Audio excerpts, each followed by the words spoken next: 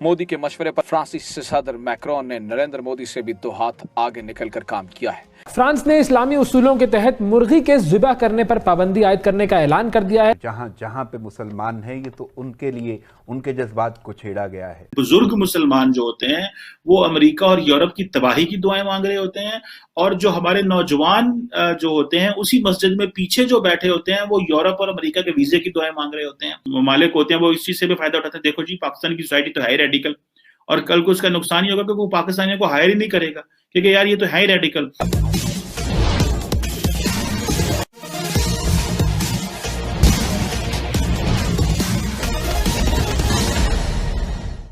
France सरकार अपने यहाँ धार्मिक कट्टरवाद, खासकर मुस्लिम धर्म से उत्पन्न कट्टरवाद पर लगाम लगा रही है। अभी हाल में ही हलाला पर फ्रांस सरकार ने प्रतिबंध लगाया है। किसी अन्य मुस्लिम देश से उतनी ऊंची आवाज इसके विरोध में नहीं आई है जितनी ऊंची आवाज पाकिस्तान से आ रही है। कारण वहां के प्रधानमंत्री इमरान खान मुस्लिम देशों के चौधरी बनने की बीमारी पाल लिए हैं। हमेशा की तरह इस कार्रवाई का भी मलबा भारत पर डाला जा रहा है, क्योंकि फ्रांस के राष्ट्रपति भारत के प्रधानमंत्री मोदी के दोस्त हैं। इस संबंध में कुछ और चर्चा इस वीडियो ब्लॉग के अंतिम भाग में करेंगे। उसके पहले आइए सुनते हैं पाकिस्तान मीडिया में मची चीख पुकार की एक झलक।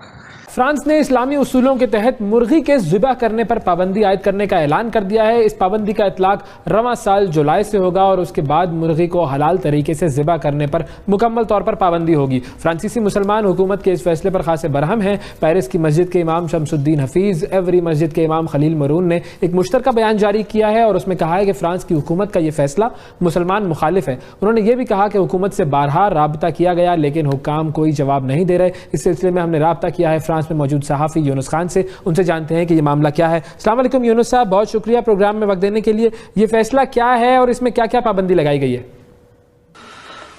जी, नए कानून के तहत फ्रांस में जानवरों के इस्लामी ज़िबे पर जुलाई 2021 से पाबंदी आयद होगी, यानी इस पाबंदी का इतलाक रमजान के महीने से होगा। इस कानून से मुसलमानों के साथ साथ यहूदी भी मुतासर होंगे। सबसे पहले तो आपको ये बताते चलें कि यूरोप में ये कोई नई चीज या नया कानून नहीं है।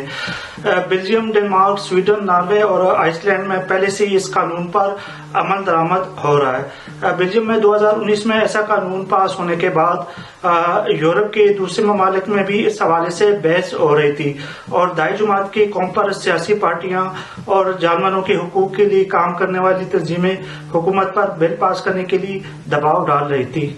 ठीक है, उनके मशीर वजीर सुन ले, ये आपके लिए आपका अंदरूनी मसला है, ये लेकर हमारे लिए जो सबसे बड़ा और पहला मसला है। हम इसके ऊपर हर हद को क्रॉस करने को तैयार हैं। साहब, ये इस्लाम दुश्मनी है, तो जहां जहां पे मुसलमान हैं ये तो उनके लिए उनके जज्बात को छेड़ा गया है।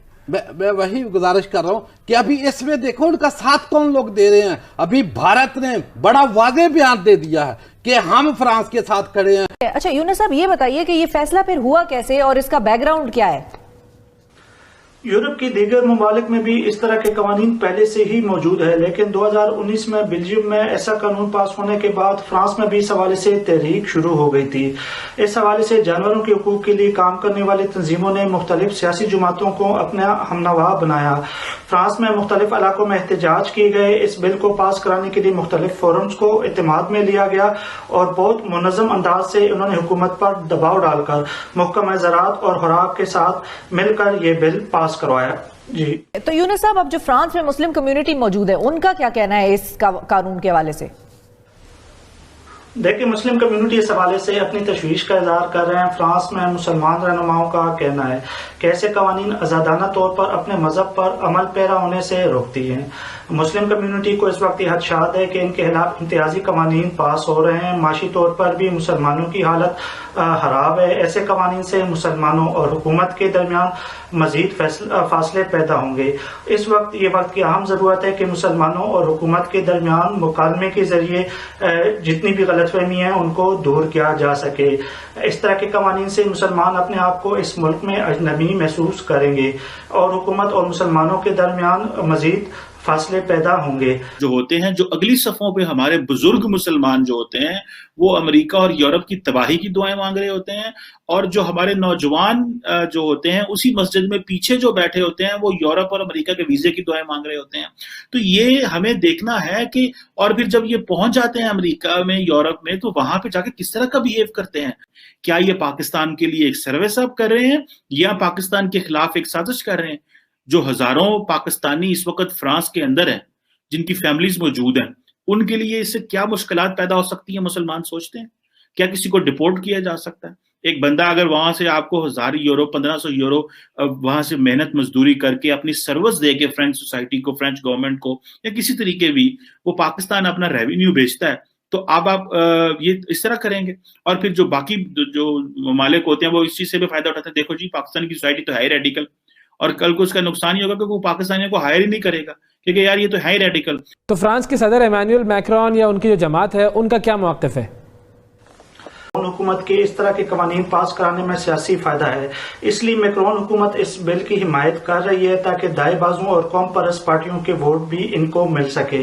इसलिए कुछ तजिया निगार इसको इस तनाजर में भी देख रहे हैं कि ये इलेक्शन की तैयारी के सिलसिले में ऐसे कवानीन पास हो रहे हैं। ठीक है, जो यहूदी हैं वो भी इसी तरीके से ज़िबा करते हैं जानवरों को खाने के लिए, तो उनका क्या मौक़िफ़ है? यूरोप में मुसलमानों और यहूदियों में ज्यादा इत्तेफाक तो नहीं पाया जाता, लेकिन हाल ही में इस कानून के खिलाफ दोनों मज़हब के लोग इकट्ठे हुए हैं, जिनके बारे में इनका कहना है कि ये कवानीन इनके मजहबी आज़ादी पर असरअंदाज हो रही है। मुसलमान फ्रांस में 8 से 10% आबादी पर मुश्तमिल हैं, जबकि यहूदी इंतहाई कम होने के बावजूद यहाँ इंतहाई सियासी असर रखती है और मुल्की कवानीन पर असरअंदाज होती है। इस कानून के हवाले से मुसलमान कम्युनिटी के रहनुमा और यहूदी कम्युनिटी के रहनुमाओं की आपस में मुलाकातें भी हुई और मुश्तरका हिकमत अमली पर भी जोर दिया।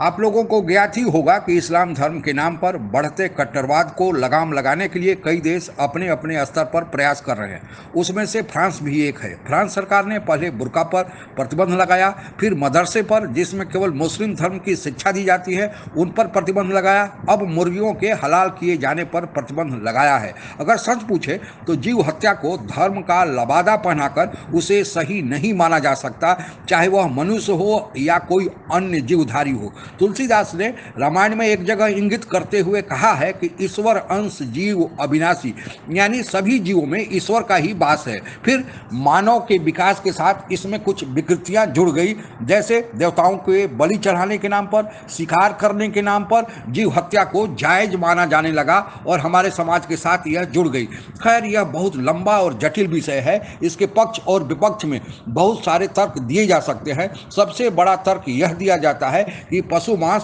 प्रोटीन का एक बहुत बड़ा सोर्स है।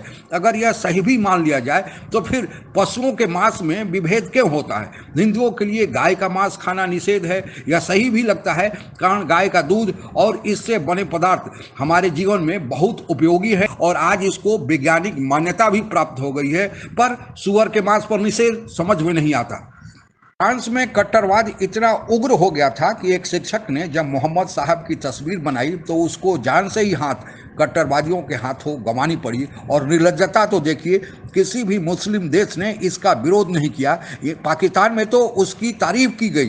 अब बुर्का बैन, हलाला, मदरसों पर रोक लगाया जा रहा है तो पाकिस्तान में चीख पुकार मचा हुआ है, जबकि वह उस देश का अंदरूनी मामला है कि वह कैसे अपने यहाँ के लोगों को नियंत्रित करेगा। यही दोहरा मापदंड इस्लाम को बदनाम करता है और जिसका चैंपियन बनने की कोशिश इमरान खान नियाजी कर रहे हैं। फ्रांस के राष्ट्रपति मैक्रोन को भारत के प्रधानमंत्री मोदी का दोस्त माना जाता है और वास्तव में ये दोनों दोस्त हैं भी, इसलिए फ्रांस जो भी कदम उठाता है उसे भारत से जोड़कर देखा जाता है। खैर, यह तो पाकिस्तान की बीमार मानसिकता है, इसके लिए कुछ भी नहीं किया जा सकता। आज के लिए बस इतना ही। आप अगर हमसे जुड़ा रहना चाहते हैं तो कृपया मेरे चैनल को सब्सक्राइब करें तथा बेल आइकन भी दबा दें ताकि नई वीडियो की जानकारी तुरंत आप तक पहुंच जाए। धन्यवाद। जय हिंद।